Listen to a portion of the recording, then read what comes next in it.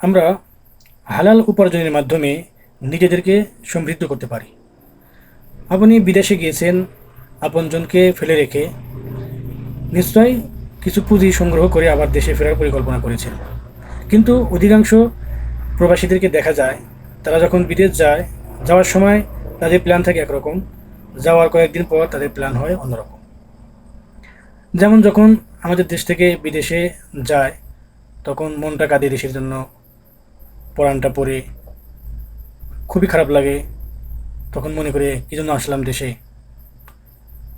এদেশে আর আমি থাকবো না, শুধু ভিসার টাকা সংগ্রহ করে আবার দেশে চলে যাব।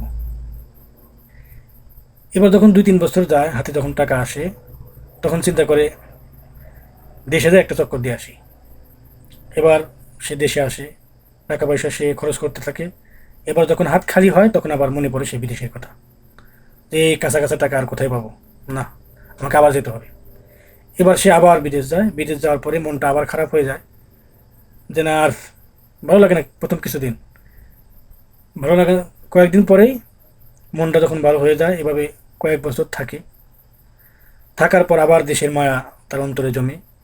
এভাবে সে আসা যাওয়া করতে করতে এবার যখন যায়, আর 20 বছর, কেউ 10 বছর, কেউ 25 বছর, কেউ 30 বছর আর দেশে ফেরার কথা বলে না, সে সব কিছু ভুলে যায়। এভাবে করতে করতে আমাদের দেশের ইতিহাস এমনও আছে, সে শুধুমাত্র মৃত্যুটা বাকি রাখে, দেশে আসার পর কয়েকদিন পরে সে মৃত্যুবরণ করে, মাটি দিয়ে দেয়, শেষ, শুধু মৃত্যুটাই বাকি রাখে। তাহলে আমার প্রশ্ন হলো, আমার জীবন কি শুধু এই বিদেশের জন্য?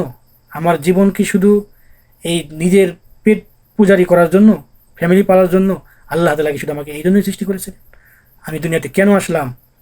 আমাকে কোথায় যেতে হবে? আমাদের পূর্বপুরুষগণ কোথায় চলে গেছে? আমাদের দাদা, আমাদের দাদার দাদা, আমাদের নবী রাসূল, আমাদের সাহাবায়ে কেরাম, আমাদের পূর্বপুরুষগণ, তারা যে পথে গেছে আমাকে সে পথে হাঁটতে হবে।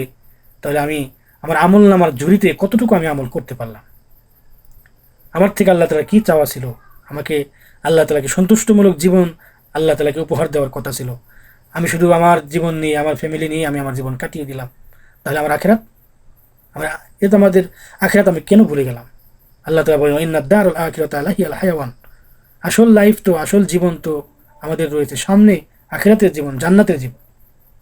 আমরা বিদেশে গিয়ে সময় নষ্ট করছি, মোবাইল স্ক্রল করছি, আমরা চ্যানেলের পর চ্যানেল, আমরা রিমোট দিয়ে টেপাটিপি করে আমরা আমাদের জীবনকে সিনেমার মধ্যে সীমাবদ্ধ রেখেছি।